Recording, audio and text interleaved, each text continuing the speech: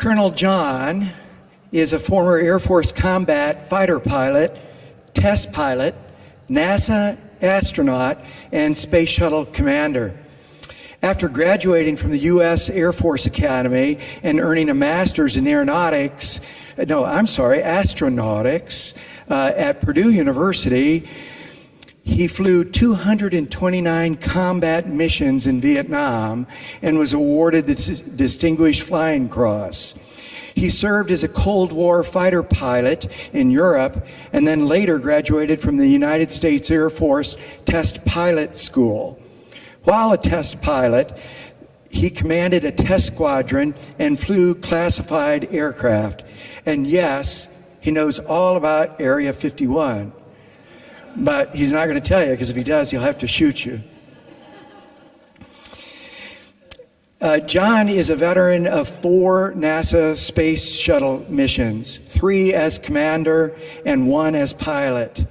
Here's some other interesting facts about John and his accomplishments. He and his dad actually flew in the same war theater in Vietnam. John was flying fighter planes, and your dad was it cargo or bombers? Cargos. In the same war, if you can believe that. John spent 10,000 hours in the cockpit of airplanes or space vehicles. And, we put in about 2,000 hours a year working full time. That's 5 years in the cockpit. He spent 825 hours in space. That's the equivalent of 35 days, more than a month. And perhaps most amazing of all, he has logged 14.2 million miles in space. That'd be the equivalent of 28 round trips to the moon and back. Now, John, that's a lot of reward points. What are you going to do with those? Those are all really admirable accomplishments on John's part. But I'm going to tell you a few other things that you won't read in Wikipedia about John. He is by far one of the most humble people that I know. You just talking to him, you would never know that he's achieved what he has achieved. He's not the Maverick or the Iceman in Top Gun that you think about with a fighter pilot or a test pilot. Instead, John is soft-spoken. John's a lifelong learner. John is compassionate. He loves the Lord. And he is genuinely interested in you as a person. I'm honored to be his friend. He and Beth reside here in Montreat, far away from their 4 children and their 4 grandchildren, plus 3 on their way. So please join me in welcoming Colonel John Casper.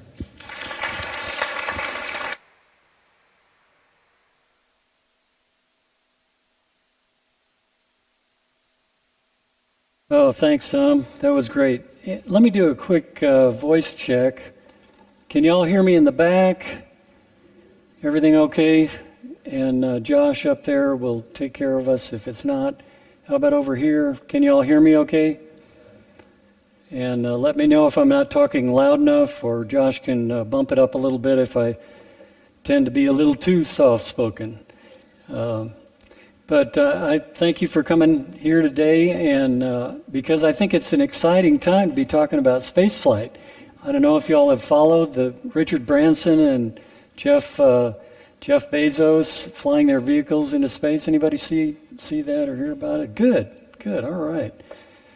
Both flights were successful, and people ask me what I think, and I think these are great steps forward for commercial space flight and the business of space tourism. And they bring a lot of attention to spaceflight too. So indirectly, that helps NASA. So my presentation today is in 3 parts. First, spaceflight had a profound influence on me. So I'd like to share with you what I think are the 2 best parts about flying in space. Being weightless, floating around, and looking down at the beautiful Earth. The second part is what's happening in commercial spaceflight.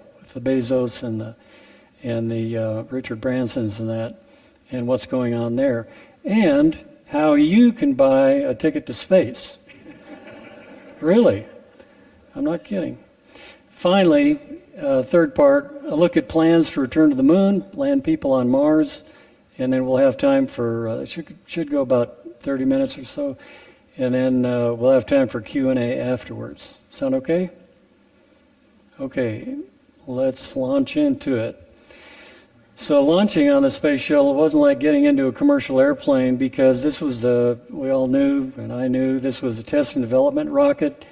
Had only flown a few flights, relatively few, not the 20 or 30 years of experience that you'd have on an airliner, a modern airliner, for example.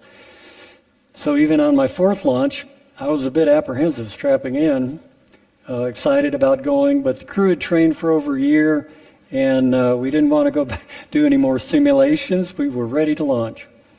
So the huge jolt of liftoff, the acceleration force, the vibrations of the solid rocket boosters, they all made it much different from anything I'd ever experienced in jet aircraft.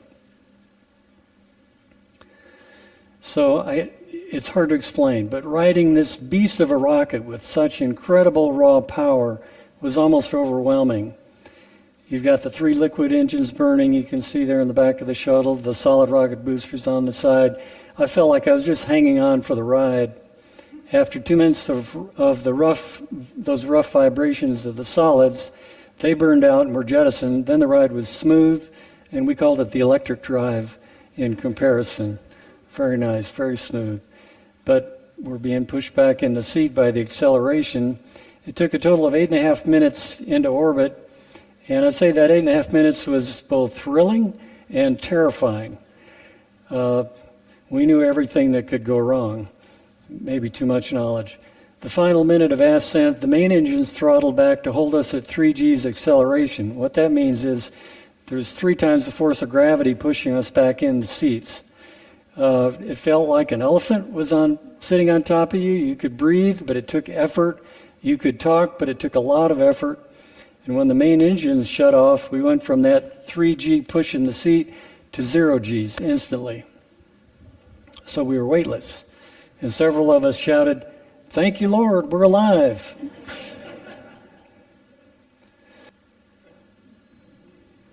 So once safely in orbit, we took off our pressure suit helmets. I have a lap belt on in this chart, but I'm really floating just above my seat. We call it zero gravity, but the correct term is microgravity. I'm an engineer, so I've got to explain these things. Sorry about that.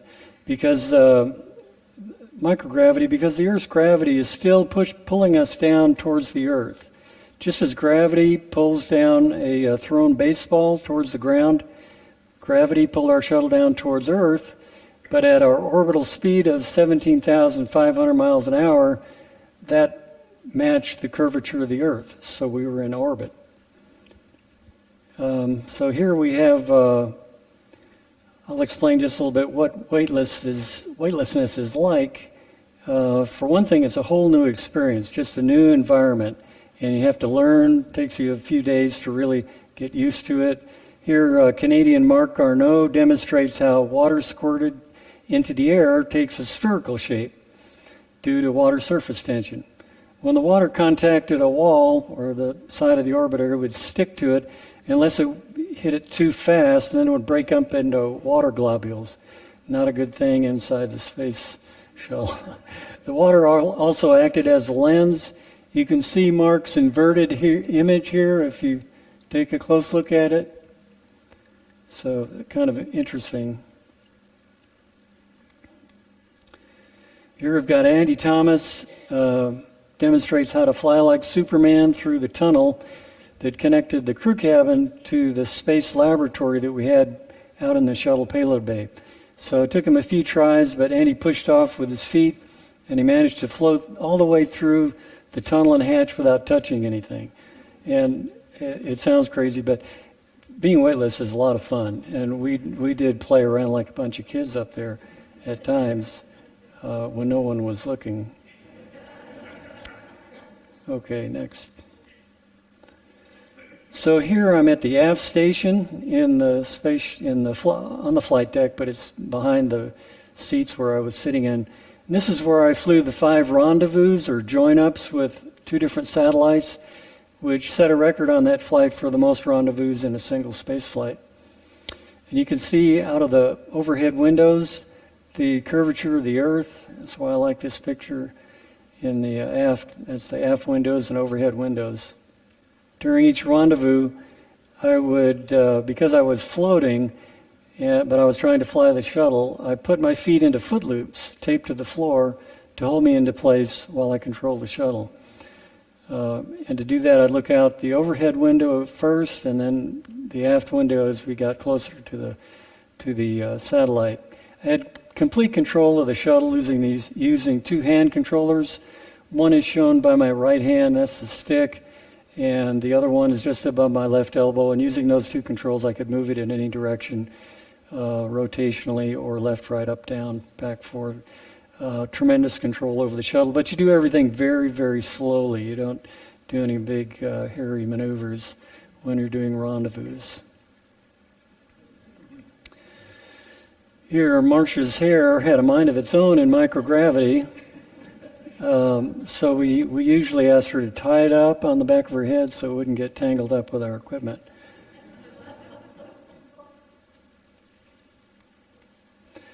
We slept in sleeping bags, and it wasn't too bad sleeping. We did have a little sleep med to help us out. It didn't matter whether you put the sleeping bags on the wall, on the floor, on the ceiling, or it didn't matter what orientation you had them. Because for me, whatever attitude my head was in, that was up and my chin was down. So it didn't matter if I was upside down or sideways or whatever.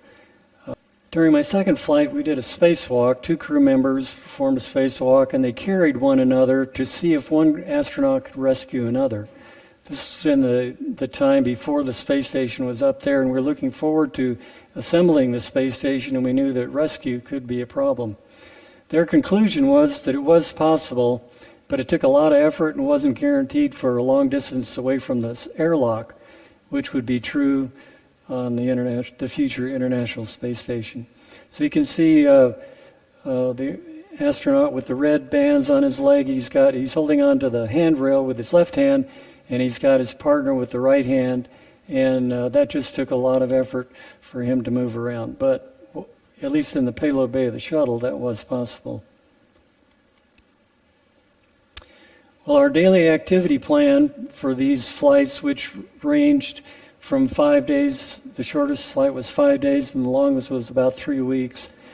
They had our activities planned out to the nearest 5 minutes. But every spare moment that we got, we went to a window to look at the incredible Earth below, which I personally think is the best part of spaceflight. And in this image, Sam and I are taking photos with 2 of our many film digital cameras that we had on board. So let's look at the view from Earth. One of the most beautiful places on our planet is the Bahamas. The blues of the ocean and that's the deep water, contrast with the shades of turquoise in the shallower waters. And notice also, if you can see the thin blue line at the top of the atmosphere up here, that is the only thing that separates us from the vacuum of space. And the thing that always impresses everybody that goes up there is, boy, that's really thin. You're looking down at it and, wow. But the colors were incredibly vibrant from our viewpoint in orbit, and I just marveled at God's beautiful creation. And I was so thankful to be there. So we'll zoom in on that photo to this area, and it's the deepest part of the Bahamas. On the left there is a mile-deep trench called the tongue of the ocean. Kind of looks like a tongue. And around the edges, surrounding the trench, the water is very shallow, only 20 to 50 feet deep, and appears in various shades of turquoise, but just gorgeous. And you could spot that in a minute if you were flying anywhere close to it. This is Seahorse Island in the Galapagos. Kind of looks like a seahorse, the one in the middle. and it's located in the Pacific Ocean west of Ecuador, South America. The green vegetation stands out, as well as several volcanoes, and the white puffs are clouds along the ridgelines. This is the Middle East and the Holy Land, and even this desert landscape was colorful, with shades, different shades of brown, tan, orange, red. We have the Mediterranean in the upper left. And this is Egypt on the left. This is the Red Sea, Dead Sea up here, Israel along the coast, Saudi Arabia over here. So just an amazing picture. And this picture is one of my favorite. From orbit, we could see about 1,000 miles in any direction. This is a twilight photo of the boot of Italy, which shows how people are clustered along the coasts and in major cities, in every continent. That was true. Everyone is mostly along the coast. I don't know if you can see the stars there. They're pinpoints of light. The stars don't twinkle from space. It's kind of hard to see them. That's caused by the atmosphere that causes the twinkling when we're on the ground and looking through the atmosphere. I think you can see several layers here. There's a layer on the top. That's one of the outer layers of the atmosphere, rarefied atmosphere. It's not the part you can breathe. So Earth views like this impress me with the oneness of humanity. We're all one human species, all living on this planet. Okay, this is a winter view. My first mission was in February, so this is the Great Lakes covered with snow and ice, Lake Michigan in the center, Lake Huron in the back there, and the other lakes, Erie and Ontario. We didn't have Lake Superior in this photo, unfortunately. This dramatic photo, I think, of a typhoon that we passed directly over it, and we could clearly see the Pacific Ocean in the eye of the storm, which is just on the right side of the shuttle. The photo was taken from the crew cabin looking across the payload bay, so you can see the shuttle vertical tail and the rocket pods on the back. This is the Canadian robot arm along the side there.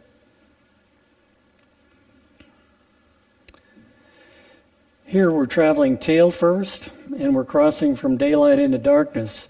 That's something we did 16 times a day when we were orbiting Earth. Each orbit was about 90 minutes long, half of it in the daylight, and half at nighttime. And notice also this line this is a frontal system that forms a boundary line with very distinctive clouds on either side of it. I thought that was pretty cool.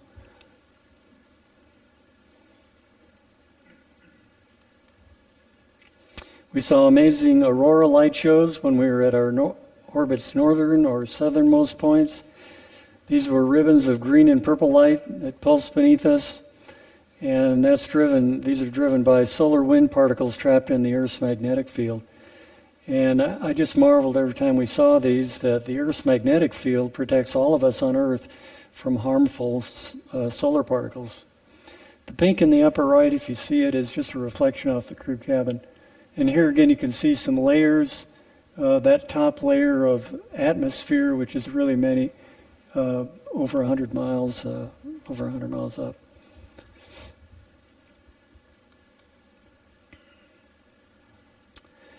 I took this photo just as the alien spaceship was joining up with us. I can't tell you anything more about it. I'm sworn to secrecy, but you can read about it in my book, which hopefully will get published next spring, being published by Purdue University Press, and I'll get the word out to you. Well, I'm touching down here at the Kennedy Space Center. I made 3 landings at the Kennedy Space Center. I had only one chance to land this 100-ton glider, no engines to go around and try it again. Talk about no pressure. Although I'd practiced in our shuttle training aircraft, landing the shuttle in real life was completely different. It was always an adrenaline rush, and a thrill of a lifetime. So I'm very thankful to have been able to do that. So I'm going to quote Howard Eddington from his sermon on Sunday. Hang on, I'm going to change gears on you now and kick it up a notch. I'm going to talk about commercial space and space tourism. So how many of you out there would like to fly in space? Okay, here's how.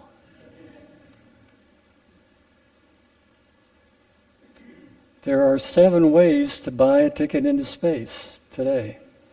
Half a dozen private corporations are already selling seats or about to offer rides into space. You can go up on a winged airplane like Richard Branson did, on a rocket like Jeff Bezos did, or the latest thing, a gondola under a gas-filled balloon. And actually, space tourism started in 2001, 20 years ago, when the world's first space tourist, American engineer and millionaire Dennis Tito, flew up to the space station on a Russian Soyuz rocket, and he stayed 8 days orbiting Earth. I'm not sure what he paid for it. It's rumored somewhere in the 50 million category, 20 to 50 million. So let's take a look. What I've done here is tried to gather all these companies so you can make a good decision on who you'd like to fly with, and do a little comparison and let you know maybe a little bit about what I think about it. But the first one here, let's talk about Richard Branson's company, Virgin Galactic. It's suborbital. That means you don't go in orbit around the Earth. It goes up high enough to get you U.S. astronaut wings, which is 50 miles. It's a winged rocket ship. They carry it up on a mothership and release it above 40,000 feet, above like 8 miles, and then it lights the rocket, goes up into till the rocket burns out, then arcs over. That's where you get your 2 or 3 minutes of 0G, and then comes back down, lands, glides in for landing, kind of like the shuttle did. So they've got lots of experience on this. Been flight testing it since 2004. It always has 2 pilots on board. And actually, Branson went on a test flight. They're not going to fly paying passengers until early 2002. But you can see they've got a lot of seats already booked, 600 seats at $250K a pop. That's some pretty good money. Here's Blue Origin. That's a rocket. If you saw it yesterday, that was actually their first paying flight, not just a test flight. They had flown 15 flights uncrewed before. No pilots on board. This is all autonomous. It either works or it doesn't work. You can tell which side I lean on, right? No pilot to take over. So it's a rocket, and then the capsule comes down, separates, and comes down under parachutes. And it's got a retro rocket that fires just before it lands on the ground. One seat, you may have read, was auctioned off for $28 million, but Bezos says his prices will be in the hundreds of thousands only category. So future pricing to be determined, TBD, and we'll see what that is. But I think you can go on the website and sign up. Okay, SpaceX. This is Elon Musk's company, and if you've read anything about him, he's got Tesla, he's got a boring company, he makes shingles with solar cells in the top. He's got all kinds of things going on, but he's really a space nerd and has invested a lot of his money in this. And I say they're the big gorilla because they've got several NASA contracts that really got them going. They've been carrying cargo to the ISS, that's NASA EAS for International Space Station. We've got to have our acronyms in NASA. They've been doing that for 9 years, and then ferrying crews since last year. They've ferried 3 crews up, same basic kind of rocket. But they also have the capability to take up, because they're a private company, they can do, and they have plans for this, take people up in the space capsule, shown on the right, and make Earth orbit flights to get that zero-G experience. And they've also signed up a Japanese billionaire for a trip around the moon in 2023. So they've got big ideas, and Elon Musk actually wants to colonize Mars, taking hundreds of people at a time in his Starship. We'll see if that happens. This company's been around for a while, and they've had good success. One of the things they've done is develop this landing the booster, just as Blue Origin has. But with SpaceX, it's a little harder because they get their payload up into orbit. So they bring it back for landing and reuse it. Seat pricing is for these Earth orbit flights.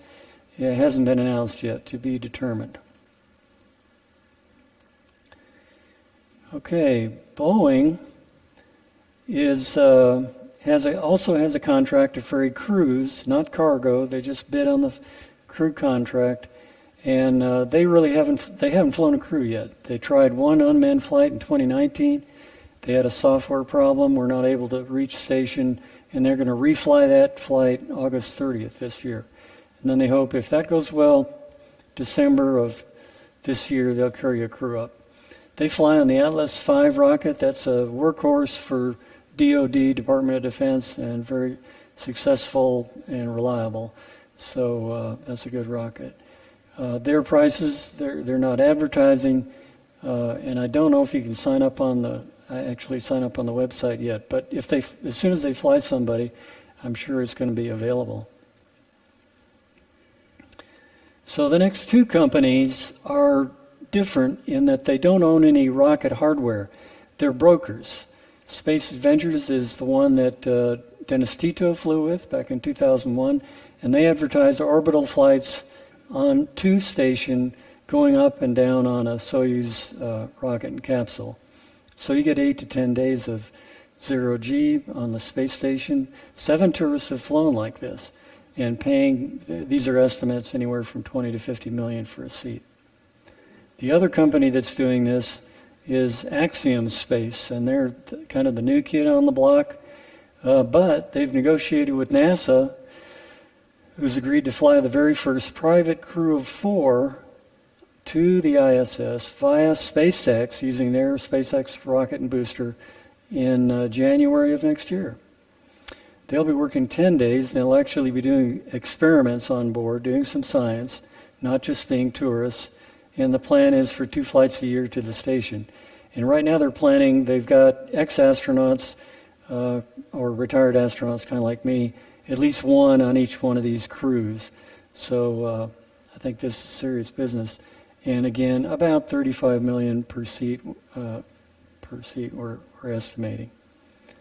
Okay, and the last way to buy a ticket is on Space Perspective. This is obviously suborbital, going up to 50 miles, no zero-G. But what you do get is about 2 hours of time up above that 50-mile line, looking at Earth, taking pictures, whatever you want to do up there. And it's going to be comfortable inside. So you got a 360-degree panoramic window.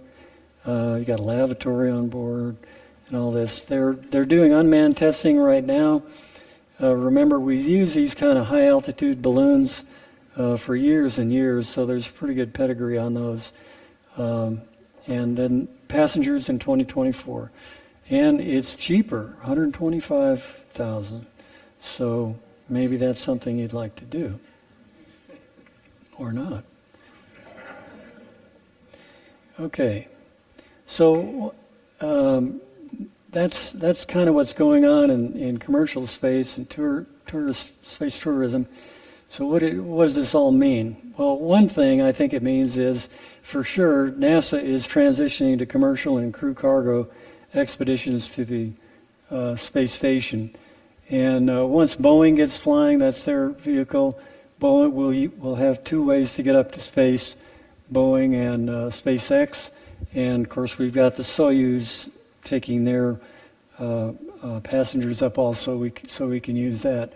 And we usually have about 3 to 4 crew exchanges a year with all the different astronauts that are up there. There's 7 up right now today. And then these 4 cargo vehicles, these 2 on the left are commercial, SpaceX and Northrop Grumman.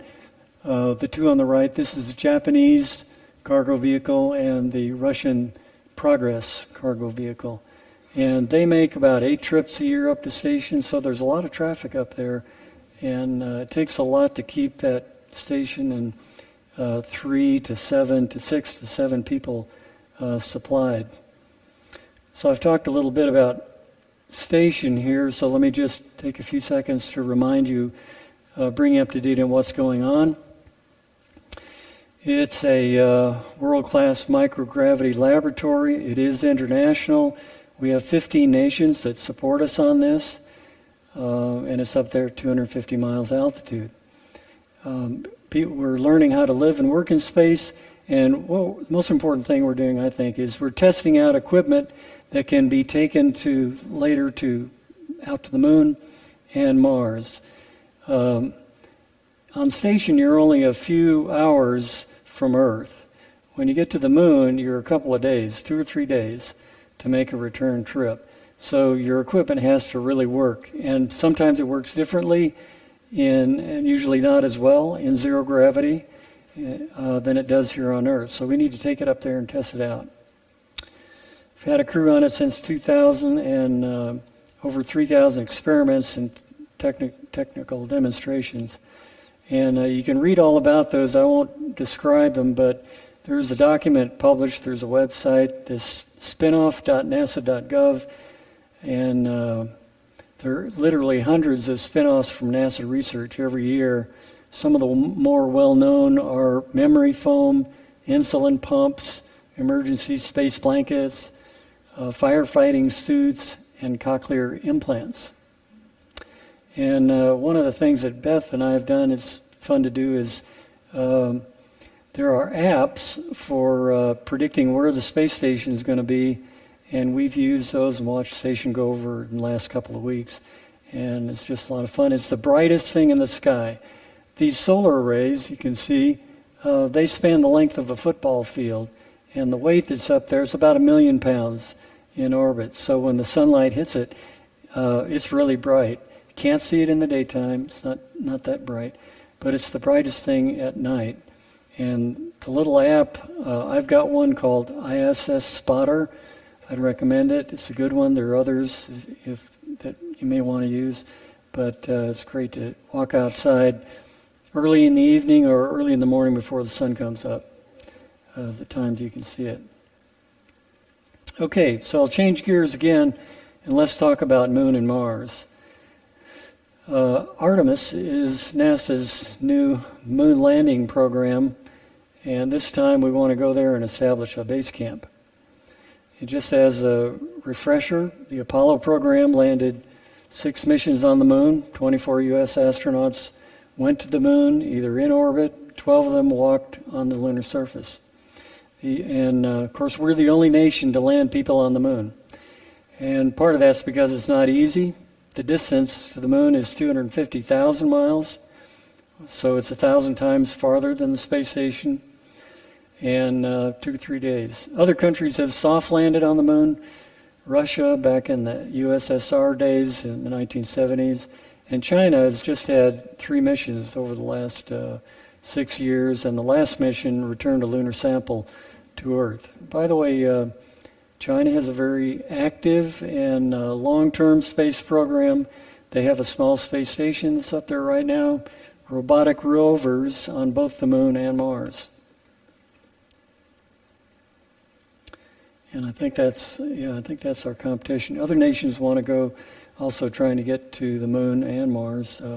India, United Arab Emirates, Japan, they've all launched probes to the moon and Mars. So Artemis is made of 3 parts: the booster, the crew capsule, and the lunar lander. So the rocket is the most powerful in history. It's been tested, and it's at the Kennedy Space Center being mated to the solid rocket boosters. They're going to fly later this year. In the middle is the Orion crew capsule. When I was with them for about 3 years, and in 2014 we flew a unmanned flight around the Earth at 3,500 miles from Earth. And that was all successful. I was just happy to be a part of the management team for that flight.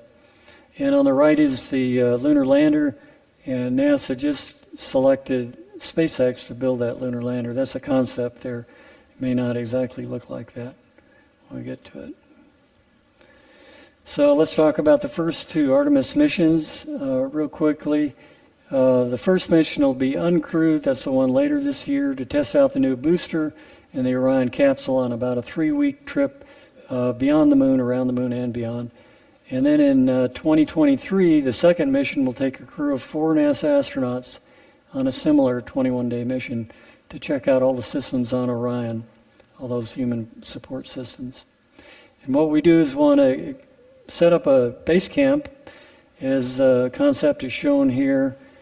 You may not be aware, but private companies and other nations are scrambling to prospect for valuable lunar resources. Water ice that's found on the moon's poles can be separated into hydrogen and oxygen. Of course, those are rocket fuels.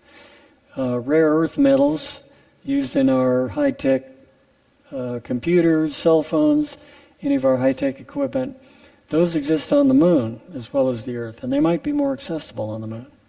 So that's something yet to be figured out, but it's got people, it's got the business folks really interested.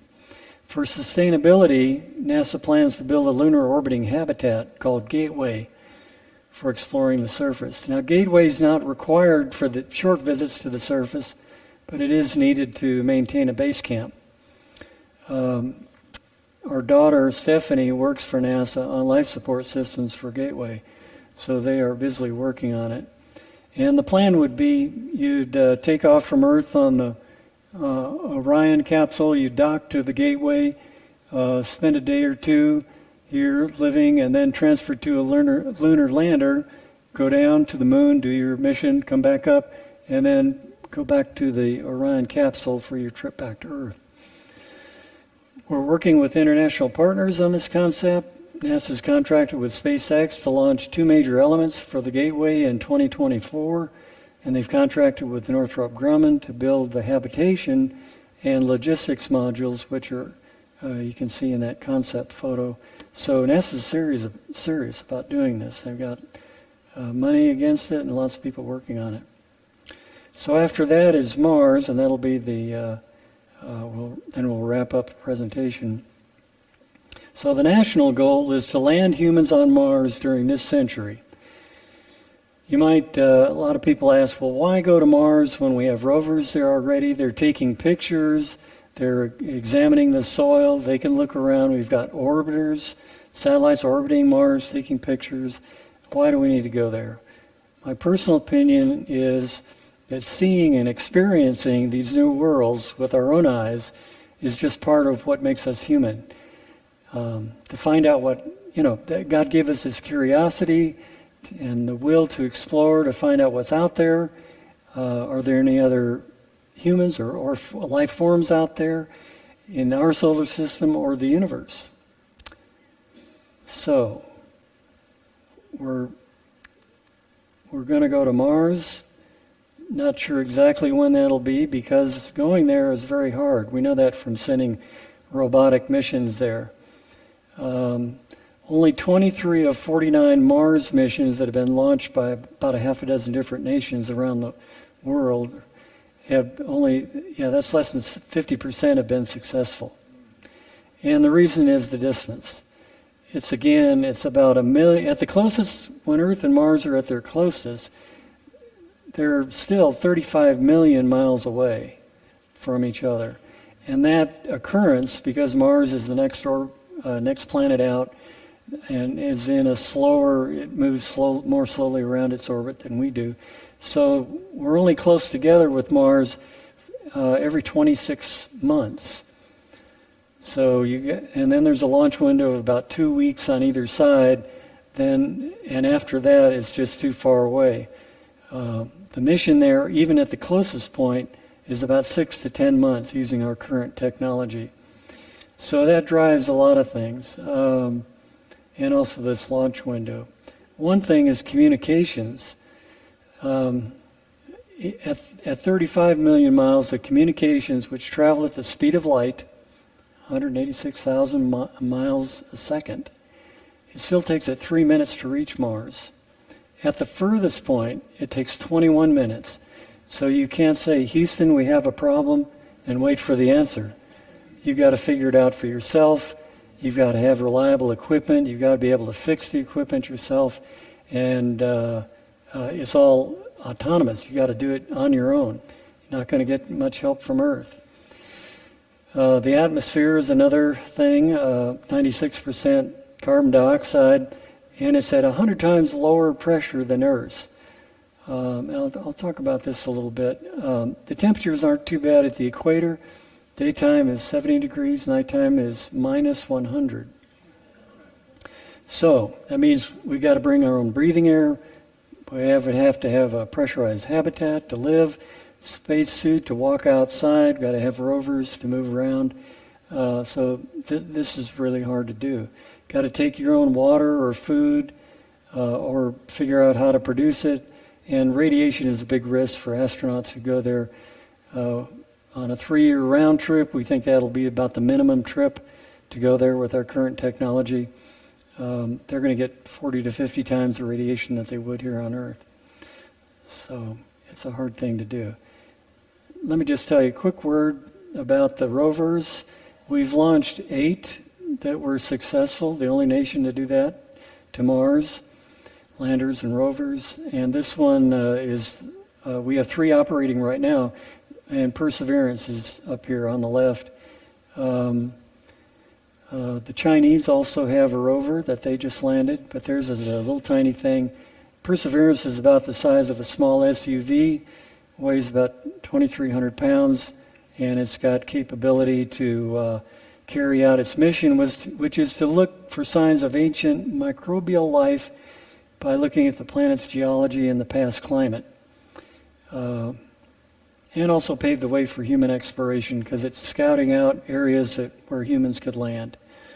One thing it's doing that's unique, it's collecting and caching in cylinders Martian rock and dust. And a future lander that's being developed right now will land next to Perseverance and pick up those cylinders and bring them back to Earth. Ingenuity is a Mars helicopter, the first helicopter to fly on another planet, and weighs a little over a pound, but it was really a challenge to get this thing to fly because the pressure is, the air pressure is 100 times lower than Earth, so they had to get these big 4-foot blades and rotate them, counter-rotating, one goes one way, one goes the other, and rotate them at incredible speeds in order to lift off from the surface. But it's flown a half a dozen flights successfully. It's actually being used kind of as a drone. It's got its own camera and scouting out routes for the rover to take. Okay, well, I'll close with this slide. This is called the Blue Marble photo taken of Earth by Apollo astronauts on the way to the moon. And I like it because it shows the beauty of Earth, but it also shows the frailty and its vulnerability in the blackness of a vast universe. And it always reminds me that nowhere else in our exploration throughout the whole solar system have we found a single blade of grass, any living creatures, water we can drink, or air we can breathe. We're truly living on a garden paradise here, and we need to take care of it. So that's my briefing, and I'll take questions now. How are we doing, Tom? Thanks.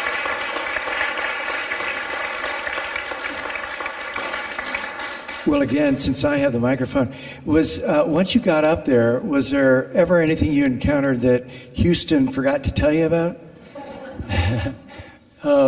Yes. One thing on ascent, that 8.5-minute flight up to ascent, somewhere around 7,000 miles an hour, maybe halfway up, I saw, it was completely dark. It was a night launch, about 2 in the morning.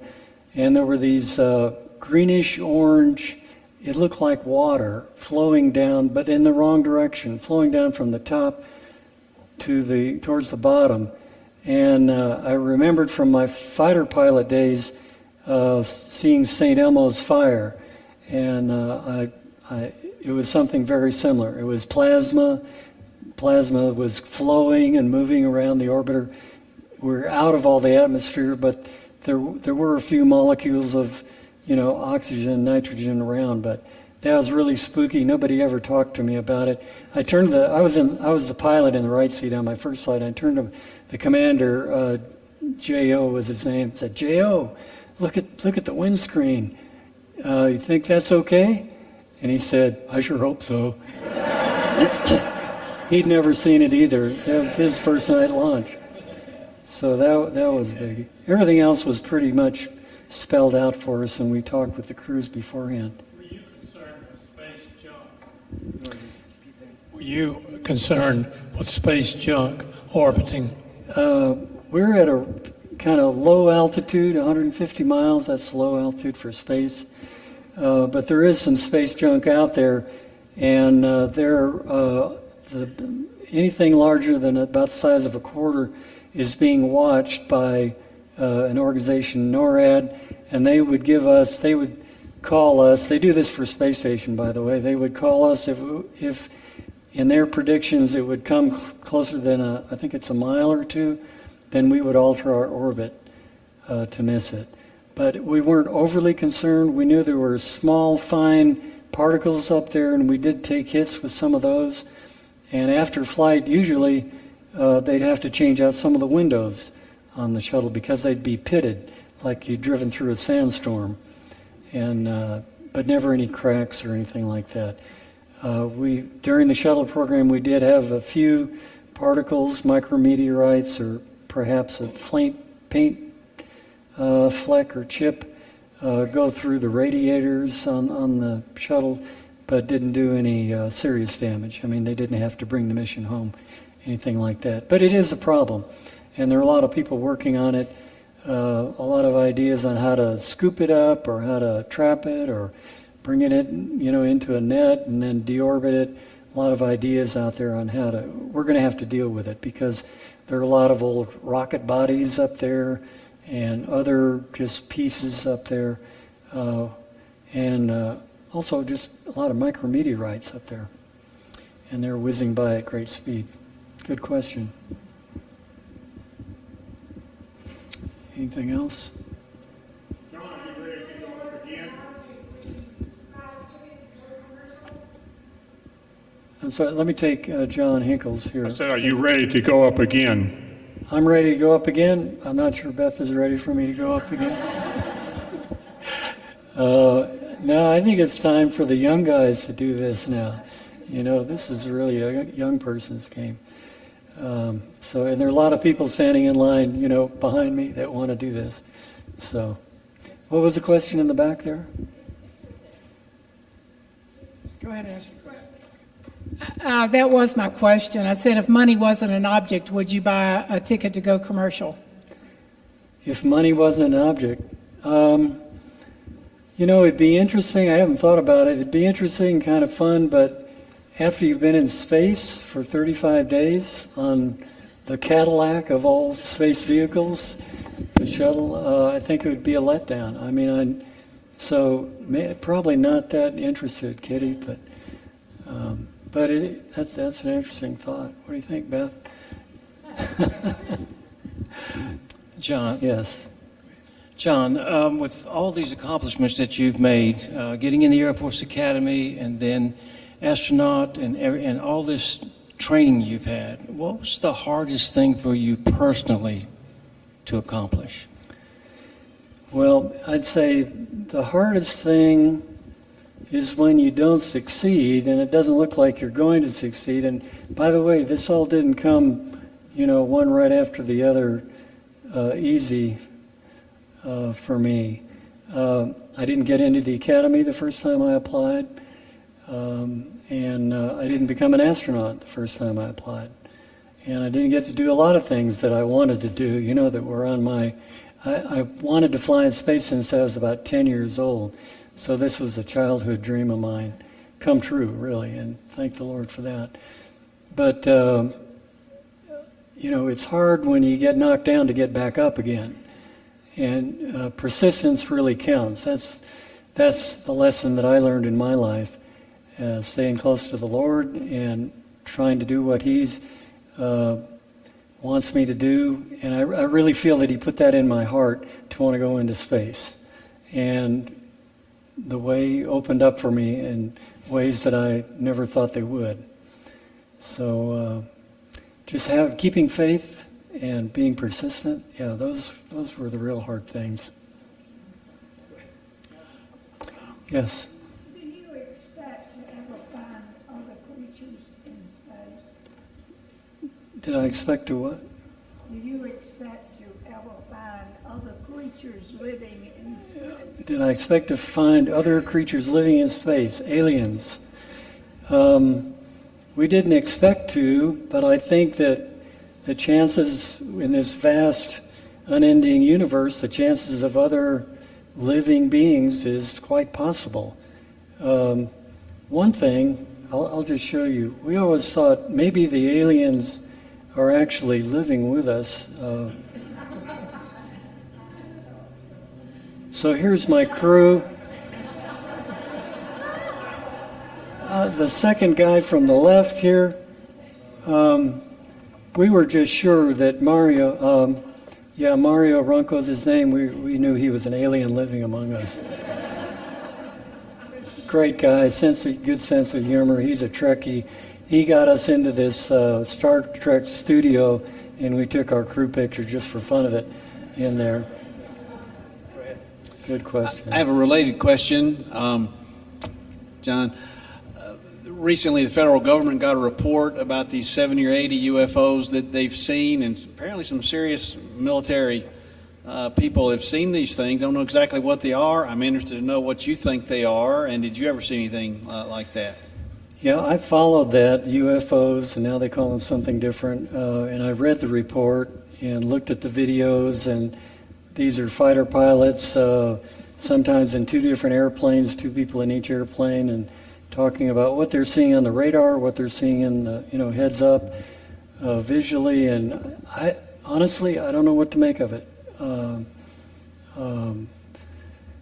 What the report didn't say, that a lot of people wanted it to say, is these could be aliens, but the report didn't say that. There, a lot of times, most of these sightings have an explanation, but these don't. There's a bunch of them that don't have an explanation. Are they another country flying some kind of drones around, harassing the fleets? I don't know. Are they some super secret project that we have going on somewhere? I hope so. I hope we're doing that. But I don't know, and I just don't know what to make of it. I never saw anything in my 30 plus years of flying, never anything that I would call a UFO or look like an alien or alien spaceship or anything like that. But that's not to say, I just don't know. I don't know what that is. Yes, ma'am. John, do you, in the 4 flights that you had, do you ever remember coming in over Asheville? We didn't come in, if you mean come in for a landing over Asheville. We did orbit over Asheville. And I'll tell you, with all the mountains, it's really hard to pick out at 150 miles. But I apologize for not bringing a picture of Asheville so I could stick it in there. I'll do that next time. Well, I was asking for a specific reason. My brother called me to tell me that the shuttle was coming in over Asheville. He was watching it. Oh, and, okay. We had just hung up when I heard the sonic boom. Oh. And so I just wondered if that was you. It could have been. Some of the flights come in from the north down to the south, and of course they're landing in Florida.